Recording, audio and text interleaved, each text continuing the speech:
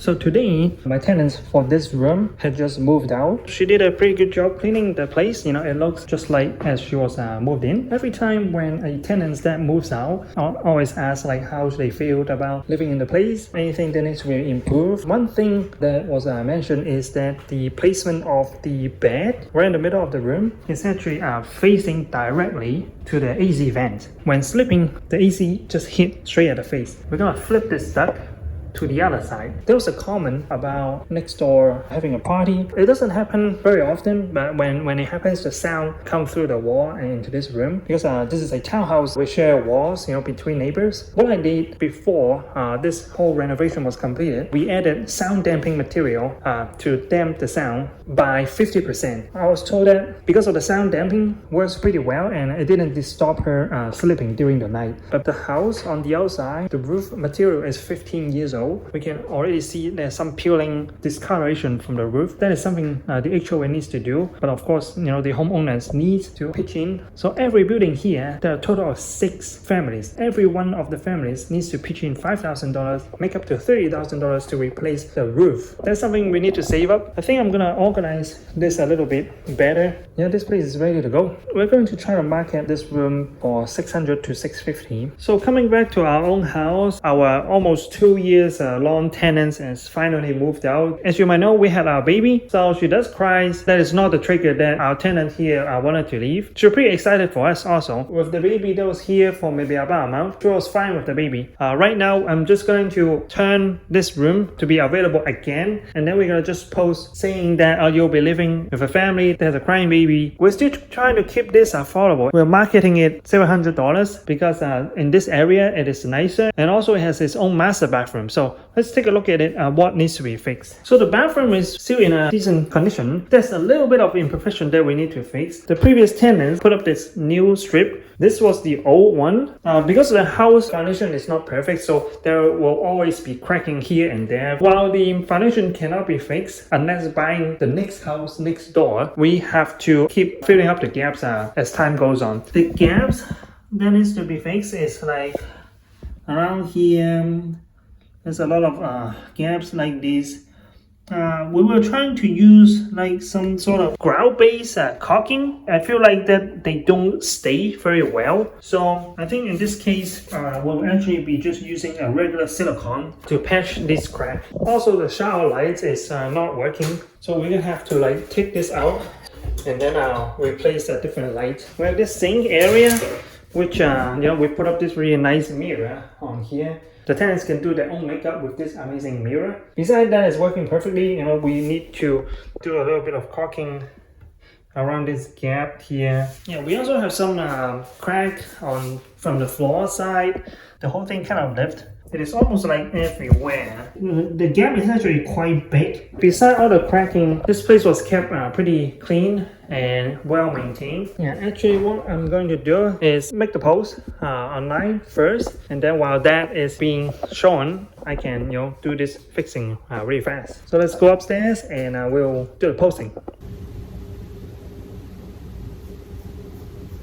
So within a few minutes, there's already somebody who is interested in renting a room. What I usually do is I'll send them the form that is called the Texas Residential Rental Application. You know, I put it on English and Spanish on the same page. They put their name, date of birth, phone number, email, credit score. You know, if they don't know how to get it, you know, I ask to get it from like Credit Karma. Is there any other occupants? I want to keep my room rentals to be 1 person per room. Whenever they say yes, you know, I have to ask why and try to like work with them if they can, you know, rent like multiple rooms, you know, in the same house. So I will give them a discount. If there's any animals, we want to keep, you know, animal free for the house. So we're gonna have to say no if they say yes. Have you ever been evicted? If they say yes, we have to ask for a reason. We're gonna try to like meet the person and see if there's like a genuine answer. And then we get into like the employment status. Are they employed? Sometimes yes, you know, if they're employed, that's good. You know, we check their income. If they say no, or let's say if it's a student, sometimes it could be just a college student which they don't have any income, and we'll have to co-sign with their parents. If they do have employment, we're gonna check company name, company address. If we see the job location is too far away, which we will people they recommend that they should like look for another place, because one person already living very close to their workplace, and then they found this location which is like 30 minutes drive from her current job location. So I asked like, why do you want to move? Or yeah, there's like family issue. Okay, that makes sense. But your current address is only like 5 minutes from your work, and you want to move like 30 minutes away. Does that really work for you? We just want to make sure that they're okay driving that far to their job. That girl ended up like not renting the house because I recommended her to find another place that is more closer to her workplace. And we're gonna check how long they have been in their position. What's their title? Gross income. We are trying to aim tenants to not spend more than 40% of their gross income in housing. Our rooms is between like $550 to like $700 a room. Let's say the room is $600. If we divide it by 0.04, their gross income monthly needs to be $1,500, which is pretty achievable if you have a full-time job, even a part-time job. And we need to verify, with employer or from the W2 on their phone. And if they have a pay stub, we can also see it. Current address, so we make sure that they are telling where they are coming from. If they are currently renting as well. Some people they rent for a cheaper price, but they want to move to the room that we prepared. It's because the current environment is not that great. Actually, I have one tenant that came from renting by the room that is like $300 a room, but the house is very small and it has so many small rooms. The house has mix of male and female, which made her very uncomfortable when she was living there. So she decided to like move out, came to my place, and then she felt a lot safer. That is something that I'm very happy that I can provide. Reason for moving. We want to make sure the reason that is like reasonable of their moving. If they have some vague reason, we have to like ask more, is that really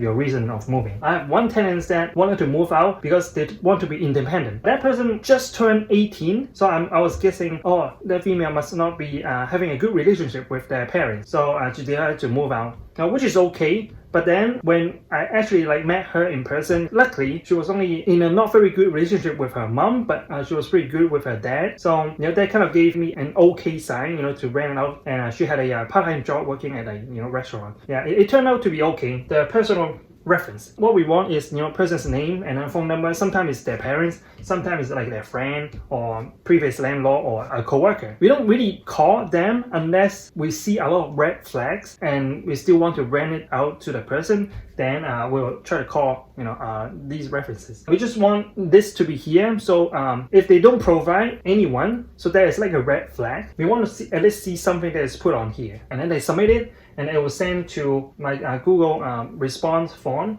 and so that I can like view it one by one. I like to go on their Facebook, check they're legit. They have maybe like few hundred to 1,000 plus friends, and see if they have any recent posts. If they do, look through that, make sure they're not like hiding a lot of stuff that a normal person would have. Then we can continue the conversation. So the person just text me back with more questions. So hopefully that works out. Usually I get maybe like 30 people that are interested, so they will click on yes, I'm interested. 10 people will actually fill out the form. Only 3 of them will actually show up at a showing, and then I show them, I meet them in person. They like it, they don't like it. Sometimes it takes a whole month to find one tenant, but I'm willing to wait that far to find a tenant that doesn't bring trouble for the household. So I'm going to continue to respond to my text, and hopefully this goes well.